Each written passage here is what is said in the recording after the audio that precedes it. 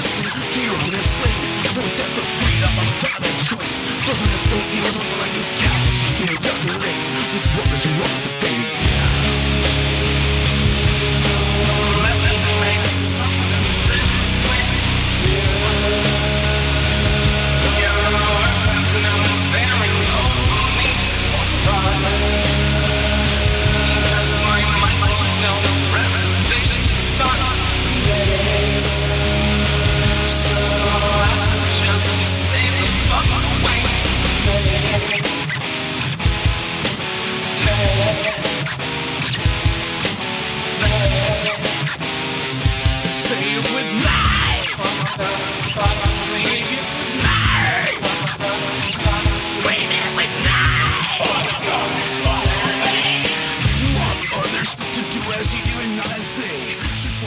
Welcome to the O.W.P. This is our wrestling podcast. This is Dave along with Jess. Oh, dude. And Craig. White Castle of Fear, buddy. There you go. Bringing you our perspective on the world of professional wrestling. No inside sources, no ties to the industry, just stories from the diehards, sharing opinions with you. And now on to our topic today, Super Brawl 3. Hit us up on Instagram at O.W.P 2019. Click on Linktree. You can find us on several platforms, including Apple, Spotify, SoundCloud, YouTube, iHeartRadio, Stitcher, and Google Podcasts.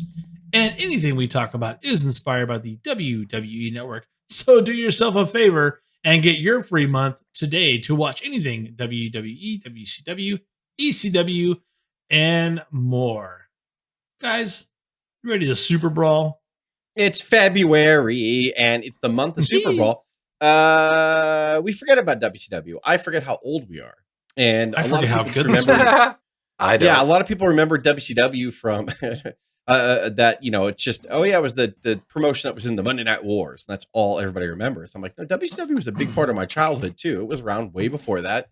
And February was the month that they always offered us Super Brawl. So I figured let's do it. Let's call a Super Brawl. Yeah. And we're doing Super Brawl 3, which is considered by many one of the greatest WCW pay-per-views of all time. So just to give you an idea, this opens up to Sting getting severely whipped by Harley Race and Big Van Vader, also strangled by the actual whip. That was legit looking. Yeah, I mean, it was unbelievable watching Sting. It's because his ear curled. He's holding it. Yes. It was a shot of his. Yeah, man, it was something else. And then it's a really good. It was one of those fun, decent musical openings that you just. Yeah, I'm knowing exactly where it comes from, but and then we roll into Asheville, North Carolina, and there's 6,500 people in attendance, and it opens up with Eric Civic Center, baby, Missy Hyatt, and they immediately tell us that Ron Simmons has a shoulder injury, so Max Payne is going to replace Ron Simmons for the U.S. title match with Dustin Rhodes. Oh man, still should be good though. No, it should be great, right?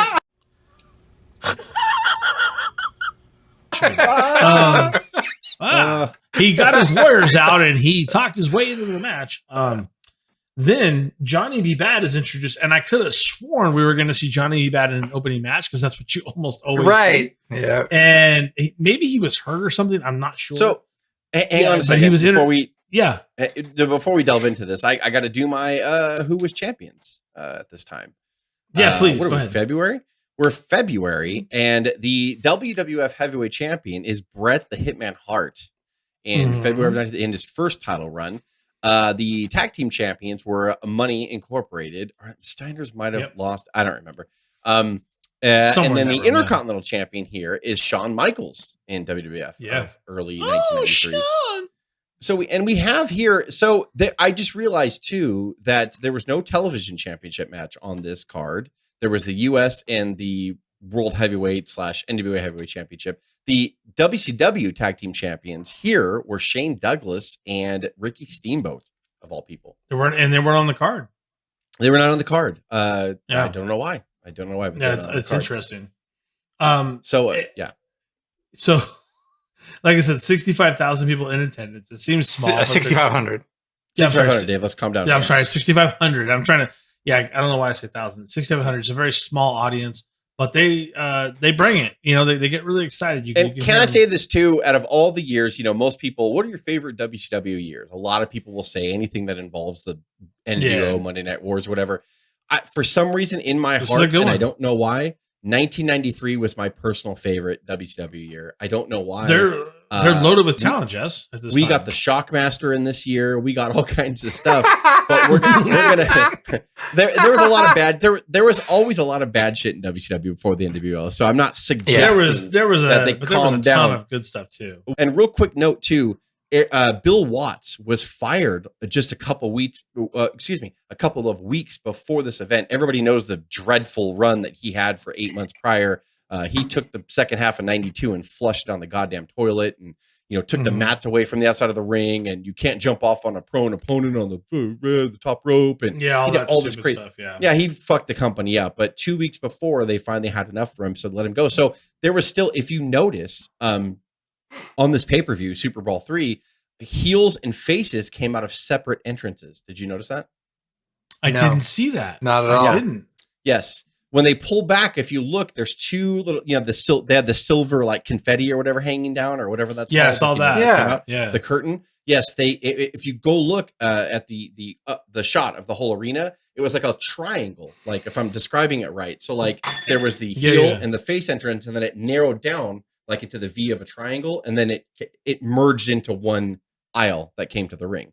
That's why when Johnny B. Bad comes in, when you say that they announced him, he walks through guardrails and walks over like blank concrete where nobody was sitting, and then he high fives the people in the front row that are not in the front row to the ring, but on the floor, if that makes any sense. And then he climbs up on the stage. So it was there was two separate entrances for heels and faces. So can I say that when I first saw him come out, first of all, I don't know why WCW always did this. Like they had like hosts of the show on the podium before they took it down. Let's go down the ringside with whatever. They had like 100 people. They had Bischoff, Missy Hyatt, and then Johnny B. Bad. Missy Hyatt looking finer than wine, if I may say so.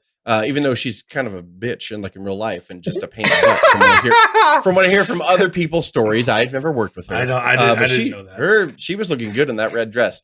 And they had her, Johnny B. Bad, and Eric Bischoff welcome us. And I'm like, well, thank you for that. And they're like, let's go down to ringside with Tony Schiavone and Jesse Ventura. I'm like, you could have just opened the pay-per-view with Ventura. You could have took it right to and Schiavone. Yeah. Why? Yeah, they literally didn't say anything.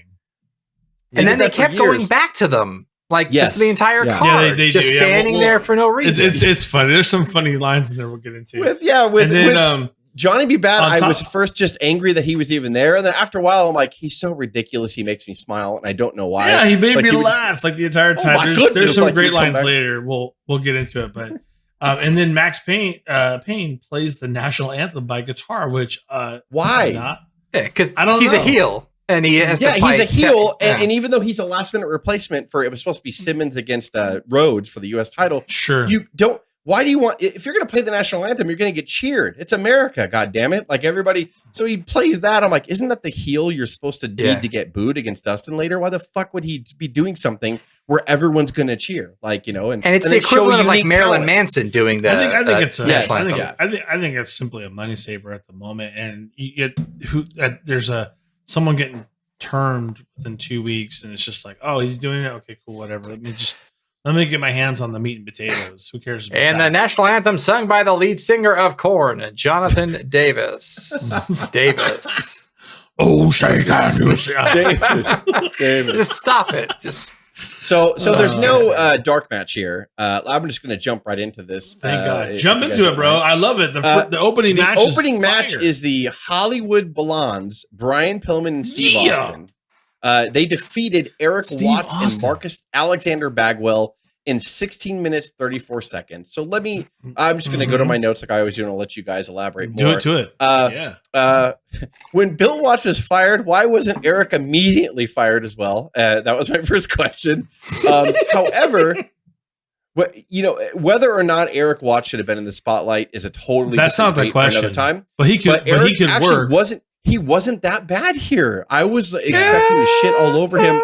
He wasn't that bad, mainly because he's in the ring with Steve Austin and Brian Pillman. Like they made sure he could sell. He sold. And Bagwell's nothing to sneeze at this moment either. No, and Bagwell was green here too, but he was fine. Bagwell was totally fine here. And I thought it was really interesting I thought it was also interesting that like Eric did the selling. Like Bagwell was on the outside the whole time, and Eric was getting his ass kicked and did the selling, and he wasn't that bad. I know the legend of Eric Watts is like, God, he was fucking awful, and he was Bill's son, and that is why he was put in the spotlight to begin with, but he wasn't that bad here. And Austin was in fucking fantastic shape. Like, I mean, Austin was ripped. Like here, it was great to see him and Pillman Young again. I give it a thumbs in the middle. It was a good opener. It could have been a disaster.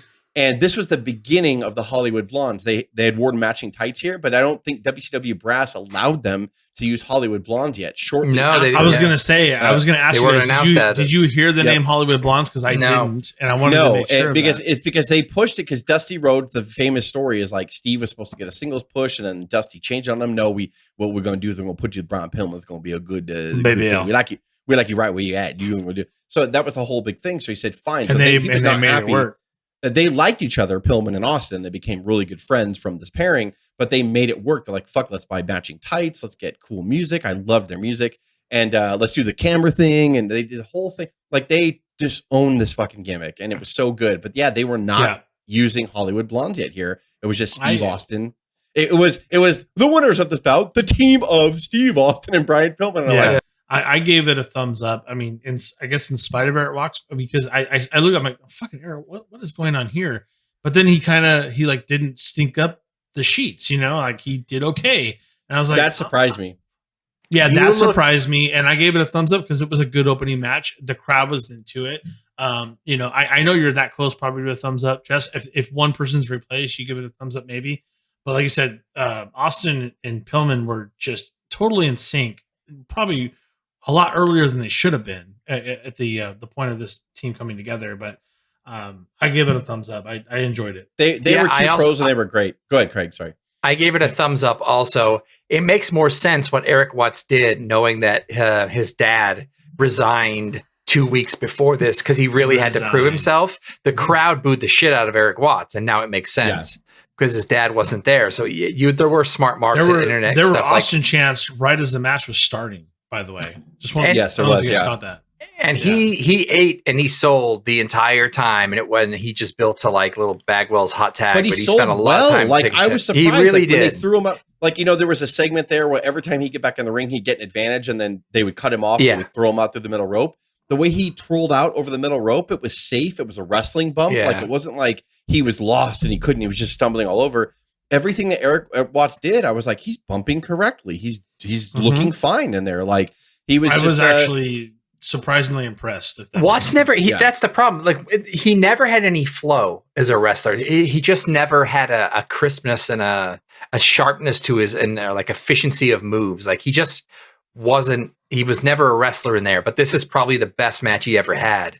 But I just remember because I was looking at the whole match and he's a big dude, but I was just like, he was just always a little bit off, which being Bill Watts' son, he was good. He was good in this. He's put on the national spotlight when he had no business. He should have seasoned for 3 or 4 years in like indies and then come. He might have been much better, but he just.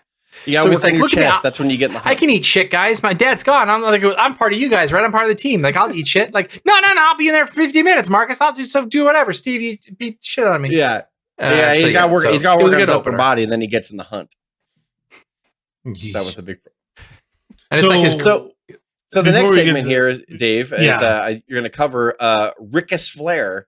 It's interesting though. There's I don't know if you guys caught this, but there was a quick Sting montage. I swear it's being cut off. Is that something that's no? It is. It's the entire White Castle of Fear cut up into 30-second clips, which is we never talked about that. It's literally 15 to 20-second clips. Yes, we should have talked about this. White Castle of Fear is infamous because this was when Watts started pushing these silly skits and vignettes. They did it for Halloween Havoc 92, where Jake Roberts was in this dark room playing poker, and he had a midget. So to your point, this was all pre-recorded with the Watts era, and they just had to go with it. Purist Bill Watts, by the way, who wants to do all this shit. Let me stop you right now because they actually kept with it because they did that. Remember the midget and the boat and the blow up of the where they blew up the boat. So they did. And that would want a Wrestle Crap award, by the way. So they continued the dumb vignettes on. However, Super Brawl was a better buy rate than their usual stuff, and Bash of the Beach that year in '93 did the best buy rate of all their pay-per-views well. all year. So it's like it's weird. It looked like a like Mentos commercial with the boat blowing. As dumb as a lot of the vignettes were, it catches people's. It's what WWE did, right. Even though WWE was much better, or WWF back here was much better at it. WCW was trying. It's just a way to catch the lowest common denominator of your audience when you do that. I know that sounds mean, but it's true. So as dumb as it was for us, it was something that people that will play over in their head. It's a theme. If research says it's working and buy rates, you keep doing it, and it did, and it was awful. Yeah. So the White Castle affair is infamous. It was Sting legitly, no face paint, Oakley sunglasses on, gets on a helicopter, goes to the Himalayas apparently, where it's all snowy. He got an invitation, Jess. He had a nice scroll invitation where we were supposed to meet. Goes into this hollowed out mountain, like an evil lair, like Dr. Evil, like the hollowed out mountain. It's all snowy, and he goes inside and goes down this cave like hallway. But it wasn't even that long, Jess. Like you're getting ahead of it. Like you're getting like 4 montages in now. Like but I mean, they aired this whole thing. They should have shown the whole thing together, but they showed it in 10-second increments. But Jess is like saying the whole. Yeah, that's what I'm saying. On YouTube, like, it's the not even that. They debuted the whole. They debuted the whole in the weeks leading up to the pay-per-view, so people already seen it, and then they cut it up throughout the pay-per-view to keep reminding you. So it looked funny to you, Dave. Is my point? Is like that was my question. They aired it originally as like the full-on 10-minute clip or whatever it was, and it's just ridiculous. And so like he gets there, and then Vader's like a Viking king or whatever. He's got a table full of like fruit and food with his little fucking headgear sitting in the middle, and it's just so silly talking. Like there's the whole thing like Sting, take me on to the White Castle of Fear match. Well, what's that? It's a strut match. Anywho, like it's just ridiculous. What an appetizer off the table of food and women. Wench, give him sausage. Anyway. Do you want to fight me in a strap match? Like it's silly talk. Once we roll off of that to where Jess was going, it's basically Johnny Vat and Bischoff saying, "I hear Flair is here. And Missy's got the scoop." And for some reason, they take a big old shit on Missy Hyatt when she gets to the limo. Like, first of all, they throw her up against the limo and search her like she's like. It was a woman cop. It was a woman cop. Hey, I'm with you. But that's okay. And then the women get out of the limo and like push her aside. Yeah, and the women push her away. And then like Flair gets out and just goes woo, and then walks away. And Missy doesn't just have a cold open like with the limo pulling up and him getting out. It was so unnecessary. Getting Missy involved makes. But they had to do the Missy Hyatt ditzy blonde skit. That I have clearance. I can be here. Like they don't know who she is. Like they're all looking at. Even Craig Dillinger was back there. He's like, "Bitch, I don't know who you are. Get the fuck out." Like, and I'm like, you're Craig Dillinger. You know exactly who she is. You work for WCW. Like it was really weird. I don't know why they always did that with Missy. It's when you're sleeping with Bischoff and then and pillow talk. Whoa. You're like, well, I should do a segment with the Flair thing, huh? Sex, Frank? No, not right now, Ed. We got work to do. That has not been confirmed allegedly by my sources. How is that for you, baby? Good. I was wondering, can I do an interview with Flair when he comes back? Whatever, baby. Fuck, I don't care. I have to get this company off the ground. We'll work out something. Okay, it's all made up, by the way. When you think about this next match on paper, like this is just the next match is Too Cold Scorpio defeating Chris Benoit in a singles match in 19 minutes and 59 seconds of a 20-minute time limit match. Oh God, I'm gonna cry. This is my note said, my God, this match, how underappreciated was Too Cold. Yes, this is my favorite version of Chris Benoit, and it's why I fell in love with Chris Benoit to begin with, in the way he worked. This is the biggest thumbs up I can fucking give a match. God damn it, this match was just fucking beautiful. All their transition spots, and Too Cold is legitly so fucking underrated. It's criminal. And man, like Benoit here wasn't the Benoit that came back during the Monday Night Wars, and wasn't the Benoit that would go on to, to win the world title at WrestleMania. Win world titles. But I mean, he was so controlled here. He was New Japan style wrestling. He was just both these guys. The stuff they were doing, I was like, I always say flow like water. This was just picture perfect professional wrestling. It was amazing to watch. All their spots were good. Especially at the end, it almost fucked up at the end the way they wanted the 3 count to hit 1 second before the time limit went up, but it still worked. That crowd was oohing and awing at every move, and they didn't really know who Benoit was here. He was relatively new, so Too Cold they did know, but they had the crowd eating out of the palm of their hands. You just watch like regular things they did, like Too Cold jumped at Benoit, and Benoit sidestepped him, and he fell on his face, and the crowd's all, oh, like it was awesome. Like, and I was like, this is professional wrestling. This match was beautiful. Yeah. Go ahead. Take it. Sorry. I put thumbs up right away. I put great pacing. I said, Benoit looks so young here. I get why they probably put a mask on him in New Japan, because he was just a baby face, like a real baby face. He just looked like a baby. And I questioned the 20-minute time limit at first, because I in my mind, I couldn't remember the end of the match. I'm like, if this thing goes through time limit draw, I'm probably going to throw some on the television, because that's horseshit in a pay-per-view. And luckily that didn't happen. Because at that point, you don't care who wins. You just want somebody to win, right? 15 seconds to go, and someone has to. Here it is, a roll up. 1, 2, in the countdown. 7, 6, 5. He was trying to German suplex. He counted it. 1, 2, 3.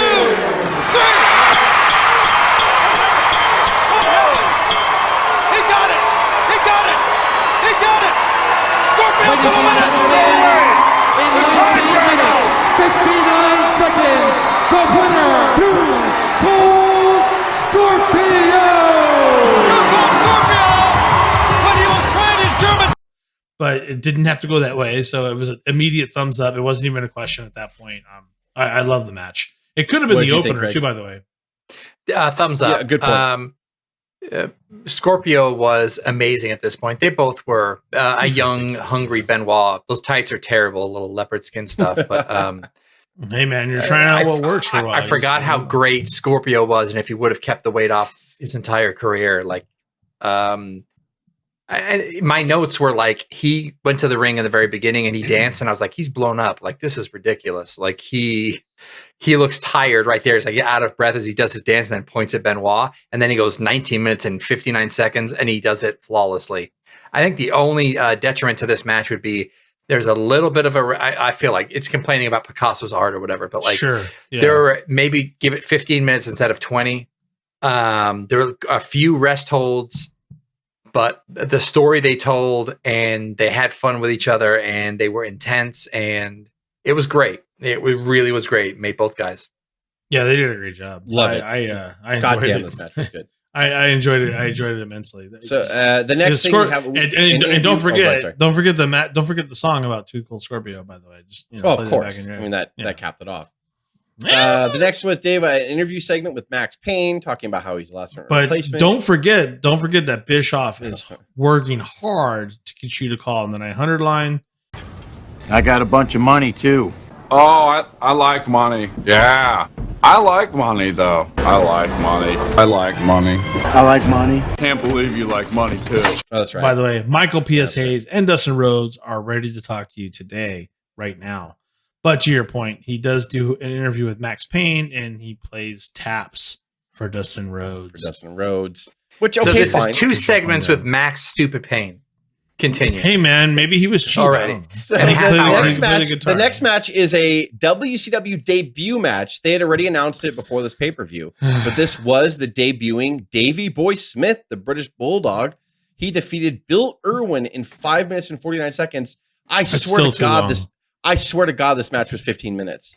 Like, when I watch it, it was. I'm sorry, Craig. I have to close my eyes when I say this. No, don't be. I feel the exact same way. It was terrible. We were talking about this earlier. My comments were like, so bad, somehow so long, even for 5 minutes, and thumbs down. Why are you going to have him debut and look like he struggles against Bill Irwin? Don't get me wrong. Irwin. He did his press slam. He did all this shit. But Bill Irwin got offense in and put him in a wear-down hold and shit like that. Yeah, he just put him in chin locks. Like, what the hell's going on? Why? If you're gonna just like have him in a squash match, do it. Like, do you want to get your shit in? What shit do you want to get in? What stuff does Bill, what do you do? Oh. Besides be fat and red and whip that. What do you do? Why do you blame this on the Bulldog? I don't know if he had any say in that. He just came in. No, yeah, they did what he told. I just wish that it was just like fuck. Like, just have him. Or all 5 minutes, Davey Boy should just destroy him. Like, I mean, that's what a strong debut. And walk around. And then he gets out, like, Davey Boy, after the match, and Davey Boy's like, Vader, I'm coming for you. I'm like, you struggled kinda against Bill Irwin. We'll get Vader. Jess, we'll get to the interview. That's a whole separate subject.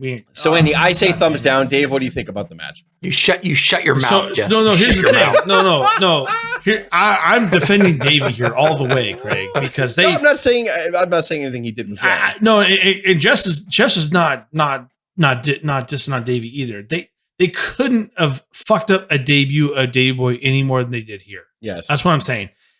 Even though I will give the match a thumbs middle because the crowd was hyped every time Davey hit every one of his major moves. They were into it. They knew who he was.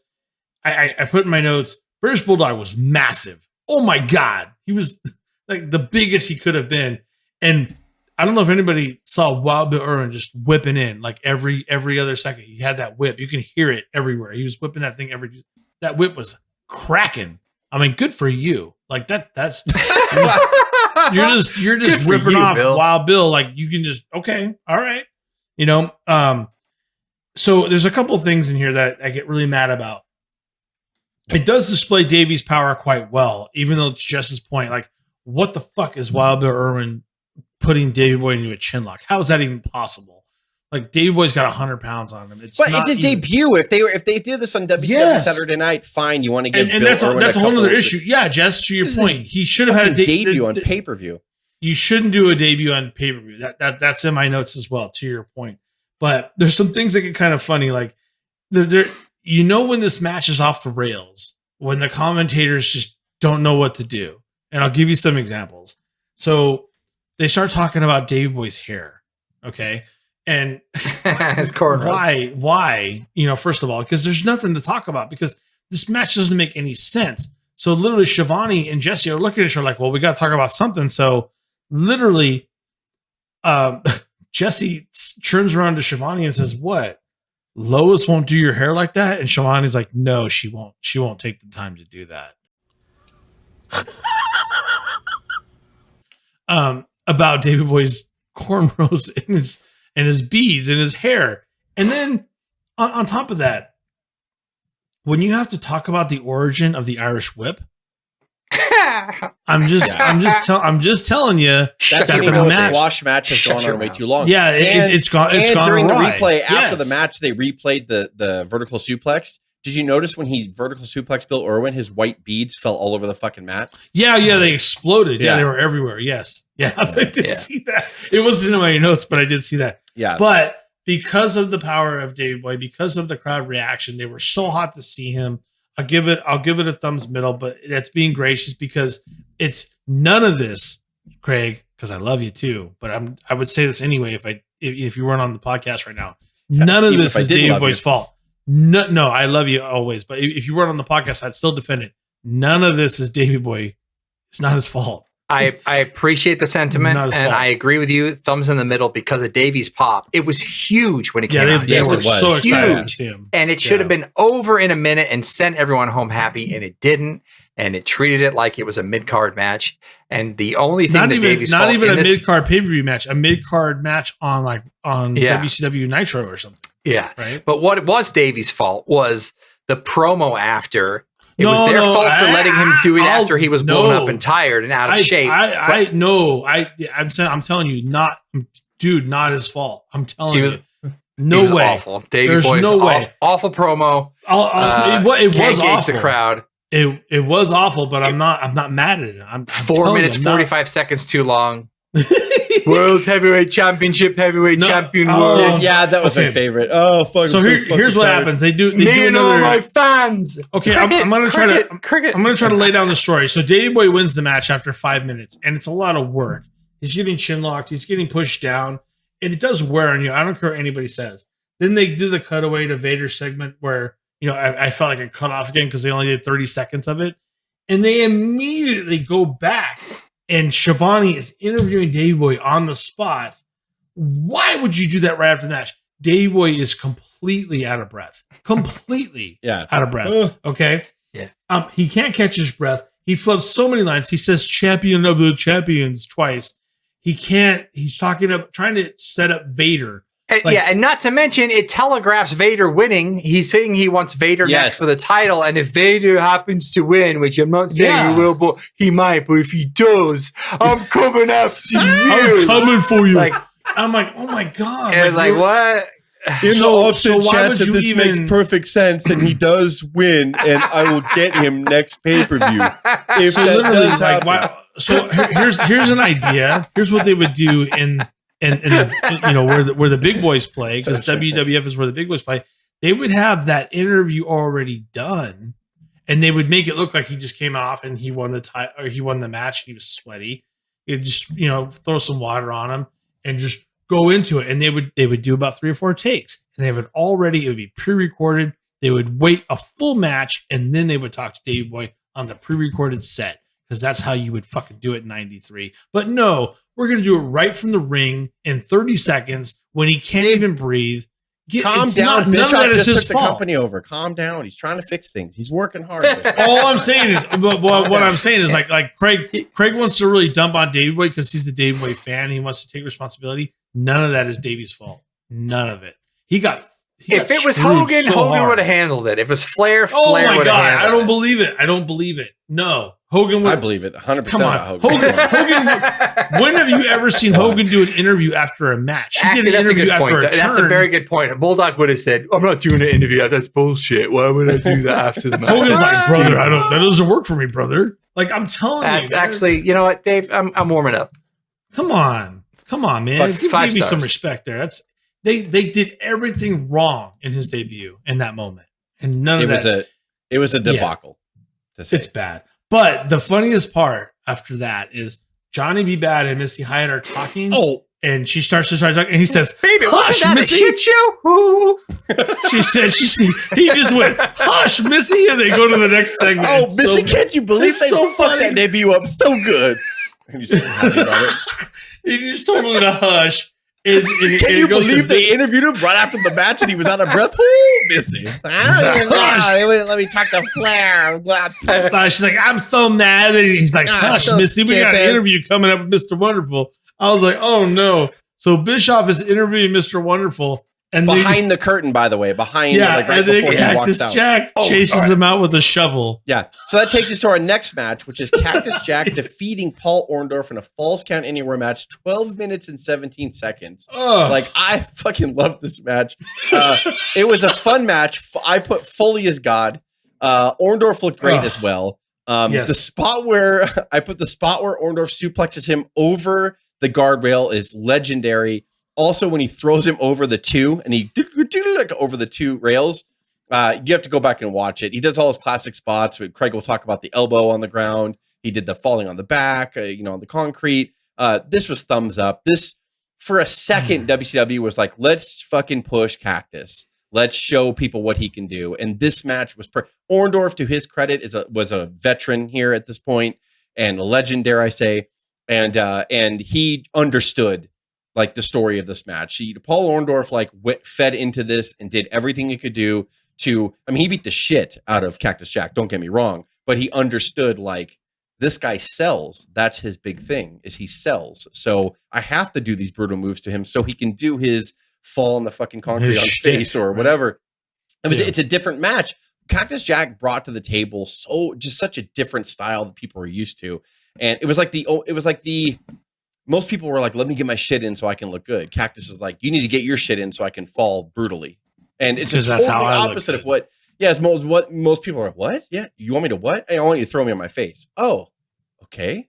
I thought you were going to come here and try to just tell me you don't want to take this move and you want me to, you know what I mean? Like, he was so unselfish and such a different person here. I was just so happy to see WCW push him here. And even as a fan back here in 93, I loved it because I love Cactus even back here. I give this a massive thumbs up. I loved this match. I loved it.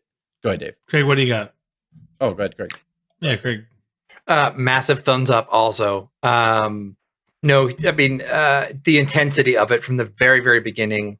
They looked like they were having fun out there. This is Foley enjoyed every second of putting his body on the line. We don't understand it. I don't understand it why I was telling before we went on the podcast and started it, when he pulled up the mats for the first time, he did a very simple standing elbow drop. where he puts his hand out to kind of protect Orendorf, and he blows his hip. And then after the hip, like he gets up and he hurts it. And then he gets up and then does the sunset flip on the concrete. And that's even before the suplex. That's even before the 2-rail thing.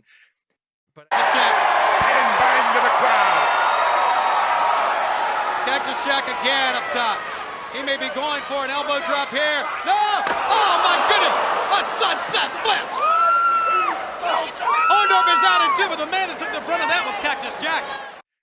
But I think he loved it. This is what Foley loved to do, and it worked. Like it was brutal and it was awesome and it's memorable and it kept the white hot crowd going here. Loved it. Yeah. My notes are it's a street fight, falls count anywhere. That's the match. In case anybody didn't pick that up. The sunset flip was painful to watch.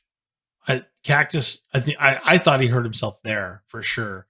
The elbow, to your point, Craig, I think a lot of people talk about if you don't take it, if everyone's ever gotten a hip pointer, you fall funny tackling somebody on a football field and you take your hip right to the ground first, it's extremely painful. And he took that to the concrete. So, Craig, I totally get where you're laying down there. The suplex on the safety rail, good gravy. What are you doing? Like, Cactus, I'm really scared for you. And I put a note in here. I said, Mr. Wonderful should have used the rail to try to pin him there. That would have been a cool little set. Because you could see, I don't know if he was trying to pull it apart to do that, but I thought of that. I'm like, why didn't you use the rail? No, I think he just didn't want to hop over it because he's getting up there. Like at that point, he was sort of like, because he had to hop over 3 times. I think he was trying to get through. Yeah, he didn't want to fucking jump over the rail. He wanted to try to get through. Yeah, but like Foley stopped him from doing it. It's very strange. Foley was like, "Don't do that." Let me ram my head into it. Yeah, I just ran my head into it. I'll crawl into it. Which was awesome looking too. As stiff as shit when he threw his head. Yeah. He's throwing his head into the railing. It's there's so much into his and then on top of that, then he starts ripping Foley's knee brace off. He chokes him with it, and then he starts to lay into him with it. And then I don't know if you guys noticed, but he took the knee where the knee brace was on. And he started to throw it into the concrete twice. And I don't know if you can hear that. I mean, he could have blown out his kneecap. I mean, you can hear the slap of his knee hitting the concrete. It's kind of horrifying. Like I said, how do you actually game that or gimmick that? Do you let his thigh hit like his top of his calf? It had to have been the meat of his thigh. Yeah. But you can hear it. Am I crazy? You can hear it slapping against the concrete, right? Yeah. Maybe the little extra layers are helping. They don't know how to fall right. Foley was slapping the concrete. I don't know, but with his hand. Then he starts taking him being Mr. Wonderful takes the chair to the leg, and I don't know if you noticed, like Orendorf almost gets upset and hits Mick Foley in the throat. It's a really quick jab in the throat. I'm like, what, dude? Calm down. What the fuck is wrong with you? Like, he's laying everything up for you. You got to hit him in the throat with a chair. Like, what is going on? And on top of that, at the end of it all, and I'm giving this a total thumbs up, but I'm definitely, if I see Orendorf in another life, I'm going to tell him that you are a total asshole. And the reason why is because Mick took all that for you, and you couldn't take a plastic snow shovel to the head. You had to put both hands up and ruin the finish. Like, screw you. What is wrong with you? Just take it, you pussy. Cactus has the shovel. He's standing, and that's remarkable. That's it. 1, 2. See you later. Ladies and gentlemen, here's your opponent, Cactus Jack. Oh my goodness. Oh my goodness. What do you say about? He had to put both hands up. Yeah. Never even just so touched Dave, his before head. your point is valid, the finish of the match is Foley hits Orendorf with a shovel in the face. Finally, come back, big pop, but that's the end of the match. Dave, go ahead. And that's the end of the match, and that's the pinfall. But it never touches Orendorf's He pretty puts his face. hands up to protect himself, Such a baby, as any good wrestler would do. I don't care. Except if you I work get Mick Foley. I get that in 98% of other matches, but this is the Mick Foley match, and he just laid his whole body on the line like he does for everyone else. And you got to destroy him for like 16 minutes and he wants to get that one plastic shovel hit on you and you can't handle it. Like, come on. But I still, because of Mick Foley and everything, I give it a huge thumbs up. I couldn't believe what the man has done and probably would continue to do if he could for us in wrestling. The Number next 5 match is match number 5. It was from Smoky Mountain, right? It was Rock and Roll Express. I think it was. They defeated the Heavenly Bodies, who were just starting. The Heavenly Bodies were basically fucking Midnight Express. It's Tom Pritchard and Stan Lane, who were the original team of the Heavenly Bodies, but Beautiful Bobby was in their corner. He got dismissed early. 12 minutes, 52 seconds. Let's read you what I wrote. So, yeah, please. It was a solid tag match. It's the same stuff that Rock and Roll had been doing for years before. Nothing new. It was just like silly backfiring, get the guy to run into Cornette. Cornette takes a bump. The crowd popped. The crowd was into this match. I can't say they weren't.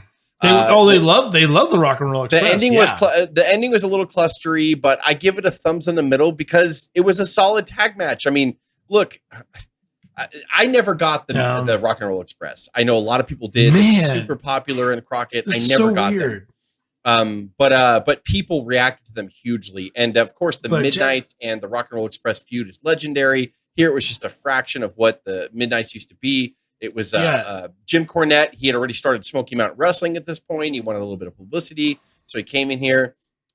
Cornette from behind with that tennis racket. Here comes Bobby Eaton and Stan Lane. All three of the Heavenly Bodies and Cornette now attacking the Rock and Roll. Cornette with that big racket right into the midsection of Gibson. Gibson can't see. They got here. I give it a thumbs in the middle. I gotta respect it only because they didn't fuck up. Like, it was just a solid tag match, but it wasn't anything. Oh my god, they had to also follow the fucking Falls Count Anywhere match. So good luck with that. It's a blow off match for one. Yeah. But Jess, I swear the things that you're saying, I was saying in my head, and I thought you guys were gonna like kick my ass because it's the Rock and Roll Express. They're so great. Blah blah blah. I never got them. I don't get it. I don't get it. I never got them. I don't at all. It's part of the reason why I didn't really give a shit about the Rockers either. It was the same thing. Like, I just didn't. It's the same thing. Like, I just didn't care. Yeah. So to your point, Cornette tunes up the crowd, and then like it's because he's great. Because he's Cornette, and then Bobby Eaton, goes to the dressing room, or like you said, and I have a hard time with this because I don't get it, but the crowd is into it. The double suplex was kind of cool. The heel tactics are everywhere. The ending was so messed up. Like, I didn't like people trying to pin people that weren't legal, and the legal person came in and pinned and won. I'm like, what? Why would you even bother? Like, I don't. Yeah. The ref didn't even see the pin, and so that doesn't matter. But then, now, and you can even tell Shivani was like, well, that was something. At the end, he's like, well, that was definitely something, and I was like, this was so bad. I felt like it was rushed. It was ill-timed. I know that someone had said that there was another tag team that was supposed to come in, and I think the Rock and Roll Express were like a last-minute ad because they weren't sure if they were going to get them, is what it sounded like. Yeah. So because the Heavenly Bodies broke up after this, or they broke from Beautiful Bobby. Yeah, I think so. Yes, yeah. And by the way, it's a Pritchard in here. By the way, not the Pritchard we all talk about, but there is his a Pritchard in this match. This brother, baby. Brother. So, what's your thumb rating, Dave?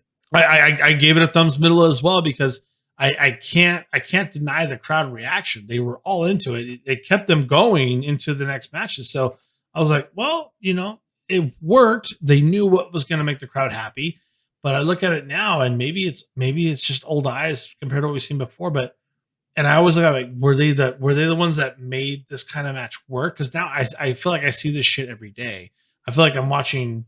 No, they were pioneers on they just had their finger on the pulse of the crowd, and the women always loved Rock and Roll Express. It was weird. It's the beginning of flippy shit, and they're in Asheville, which this is their bread and butter. That they had done the loop with Midnight for years before this. I'm giving it a thumbs up because the crowd was so into it. That's acceptable. That's fine. And it was so just emblematic of the 80s and the midnight rock and roll, but Cornette was trying to infuse a little bit of like the Heavenly Bodies kind of in there. Like, why wouldn't you just have Beautiful Body and Stan doing it one more time with them? But Smoky Mountain, you push in Heavenly Bodies. but I thought it was great. Like, you look at the little things they do about cutting off and Ricky Morton just taking a beating the entire time. Like, they laid out what tag team wrestling kind of was like back then. And I hated them back in the day. Like, I was like, these old farts, I'm tired. Like, I never respected it. The older I get, I thought they were old. I thought the Rock and Roll Express was old in '93 here. Correct. They're still wrestling. They're still here. fucking wrestling today. They're still in wrestling 2020, now, they're still wrestling. It's amazing. I hated watching this in '93. I was like, get them off my television. Yeah. But now in, X many years later, like, I respected them, but like, they had the crowd eating out of the palm of their hand. They were having fun, and they did, like, it was just so natural. It was a bit clusterfucky, the ending, but like, I liked it. Thumbs up. I didn't even know who was legal. It was so messed up, but yeah. I agree with you, Craig. I think it's. But you see the Young Bucks, how inspired, like, they are. I was going to say it's the two Young generations Bucks of from rock and roll. Is what I was going to say. Yeah, Yeah. that's exactly what I was thinking too. Yeah. Yep. So I don't That's mean what to it speed is. everybody up, but I want to make sure we can't pace here. So the next match is the WCW US Heavyweight Championship match. Dustin Rhodes defending his title against Max Payne. He defeated him by disqualification. Max Payne, as we talked about earlier, was the last minute replacement for Ron Simmons, which I would have enjoyed to see that match. Ron Simmons and Dustin, by the way. 11 minutes and 28 seconds, way too long. I'm just going to be quick. I gave it a thumbs down. They didn't click. Max Payne actually looked kind of cool until he took his fucking jacket off. Who told him that tight situation was fine? With the blue stripe down the side and not full leggers, it like ended after his knee. It was fucking awful. Like, he's like a Saturday morning biker Tour de France guy that you see, like, pissing you off when you're driving to Starbucks. He looked fine with whatever image they were going, the punk, the goth, whatever they were trying to do with him. Okay, I'll buy it. The jacket was kind of cool. He's a big guy. Like, when he took his jacket off, I laughed. I was like, I fucking forgot. They let him. Later, when he won the tag titles, like a year later with Mick Foley, he put a t-shirt on and long legging black tights. He always tried to look semi better. But whoever fucking like produced this match or just produced anyway, nobody stopped him and said, "Wait, are you fucking wearing that?" Yeah. No, don't. Your tits look that. horrible in that singlet, Max. Max. And did you see that, Shivani? Payne grabbed the referee and right into Dustin Rhodes. And ref's calling for the bell. He's asking for the bell, and he throws Dustin over the top. So he's going to get disqualified here, but he's not. Oh my goodness! I don't think he cares. Oh. Ladies and gentlemen, the winner as a result of a disqualification and still United States Heavyweight Champion, the Metro, Dustin Max. Your breasts. Hey, not everybody has that wife that says that's what you're gonna wear tonight. Like, So anyway, yeah, it didn't work. Yeah. They didn't gel. Thumbs down. Go ahead, Dave. It was garbage. Thumbs down for me. No, I seriously feel like I was being too nice about it. I almost gave it a thumbs middle, but I'm kind of looking to fly back on it. But no, you can feel Dustin working on the arm for a bit, and I saw this portion where Max flings Dustin by his arm and his whole body. And I was like, wow, that was kind of cool. And like, did I see a mule kick in there? I think I saw a mule kick. he takes 3 powders in the first 60 seconds. Yeah, dumb. I just I look at the abdominal stretch and I look at him bumping the ref and I look at him getting disqualified. And I'm like, why is this on pay-per-view?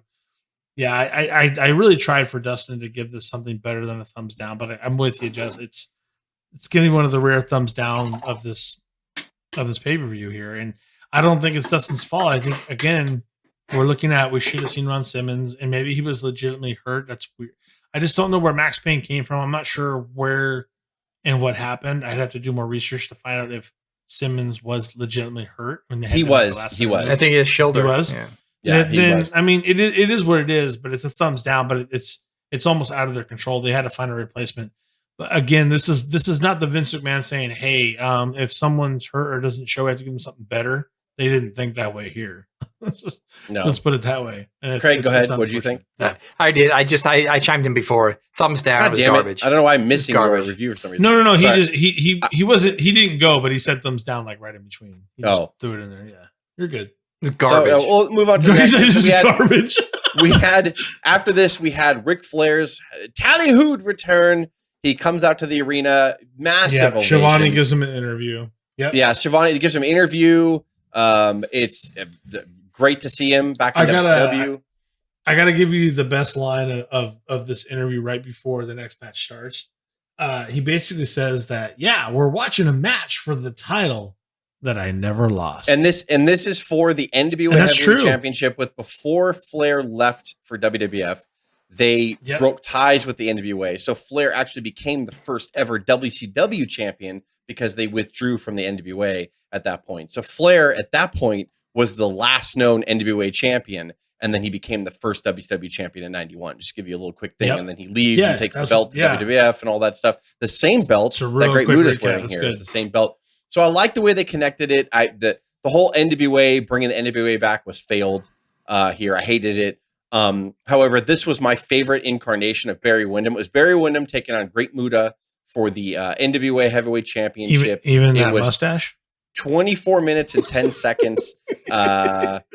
Barry Windham defeats Muta and wins the championship here. You know, overall, it wasn't the match I expected from those two because I expected a lot from them. The ending was really good and hot. I liked the way Muta kept going up for the moonsault and he just couldn't fucking do it. And then couldn't connect. Windham hit him with that jumping DDT, which was like his finisher after he became heel. I love this look for Windham here with the goatee and everything. Like it was my favorite version of Windham.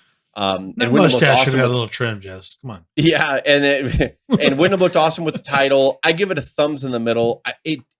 I could understand if somebody gave it a thumbs down with these two people in it. I gave it a thumbs in the middle. It was way too long. This match was way too fucking long. No, Jess, you gotta. It was way too long, and every time they started to gain momentum, they fucked themselves and went back to a wear down hold.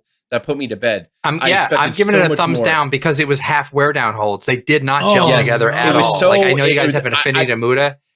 It was awful. I love Muta. I love Muta and Windham. I really do. And I almost gave it a thumbs down, but I gave it a thumbs down. I feel like I don't know. I'm way off on this because unless I'm wrong, is this the only world title that Windham ever won? Yes.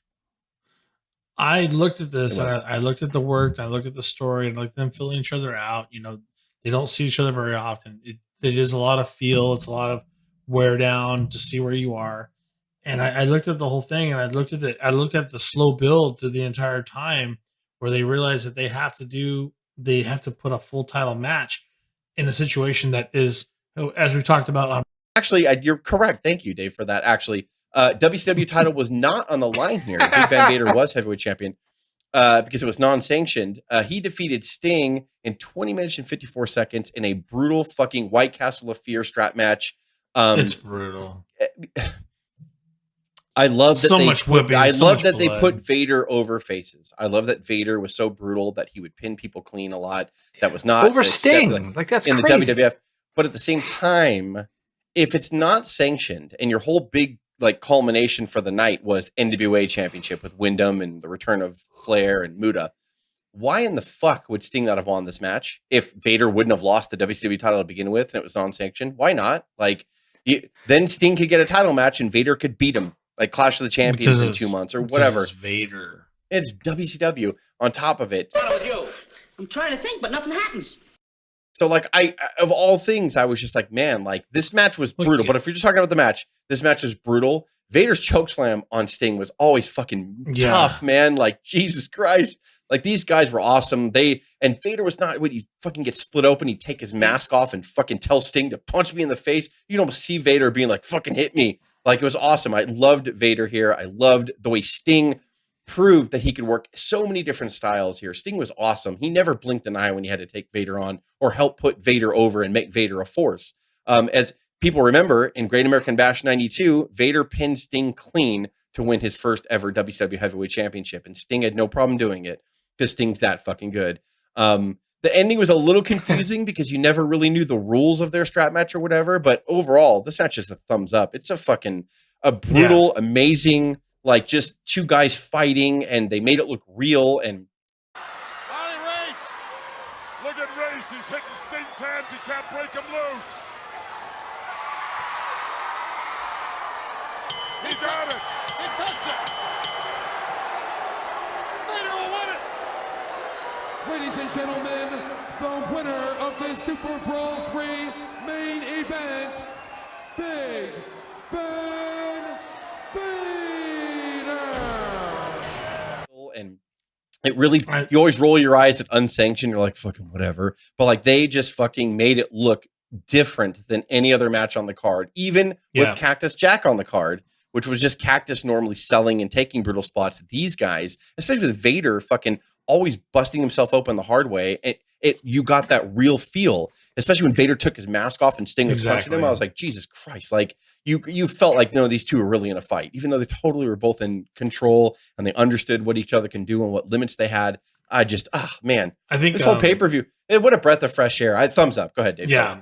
You know, thumbs up. I think what's interesting about the whole thing is you see them, you know, strapping the crap out of each other. You see them, like Jess said, hard way opening, busting each other up in the face.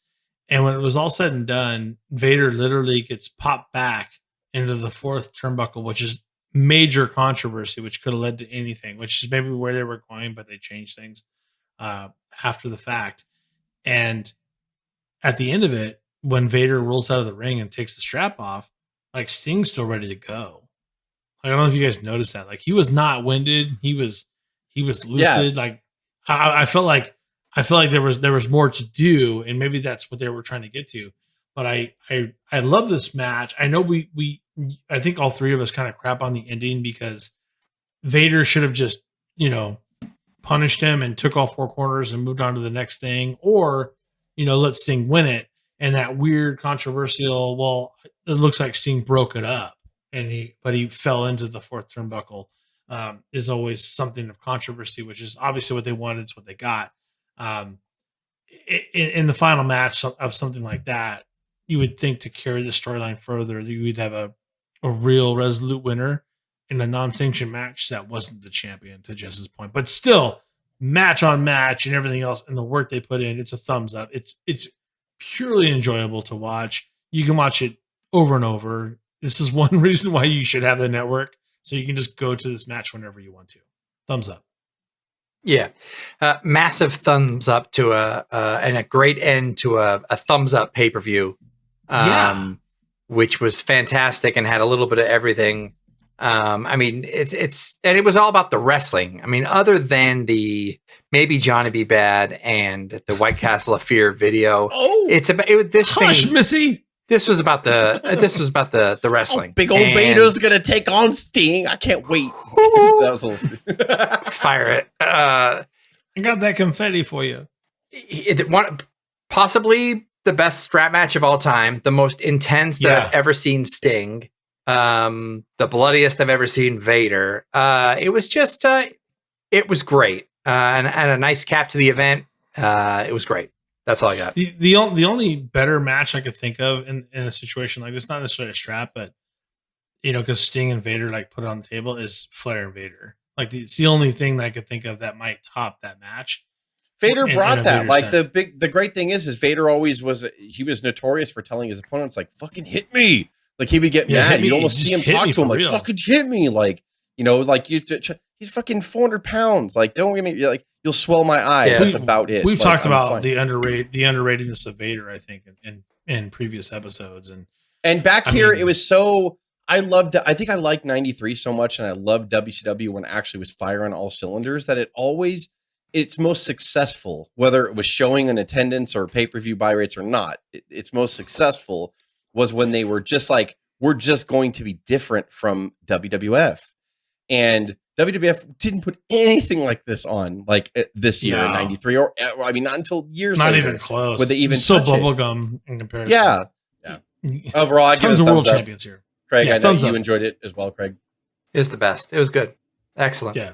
Yes. Go watch this pay-per-view. Definitely one of WWE's you need to watch it. It's not even a question. So hit us up on Instagram at O.W.P 2019. Click on Linktree. You can find us on several platforms, including Apple, Spotify, SoundCloud, YouTube, iHeartRadio, Stitcher, and Google Podcast. And anything we talk about is inspired by the WWE Network. So do yourself a favor and get your free month today to watch anything WWE, WCW, ECW, and more. This is Dave, Jess, and Craig with the O.W.P signing off. Have a good one. acquiescing to your own enslavement. For death of freedom, a valid choice. Doesn't this don't kneel, don't like you cowards. Dear W.C.W. This world is wrong to be.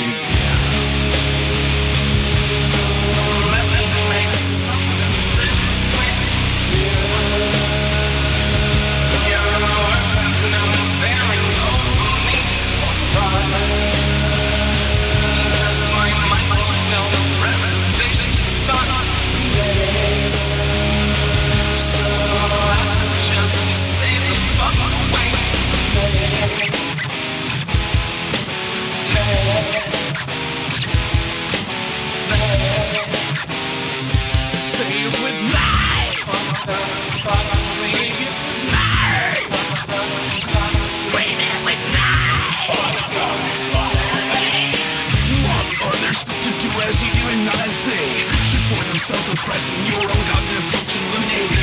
Conversations or checks were growing and awakening because of your own weak and fragility. Such an man in this world only swallow you whole and victimize you. To those who wish to defeat and all that's true.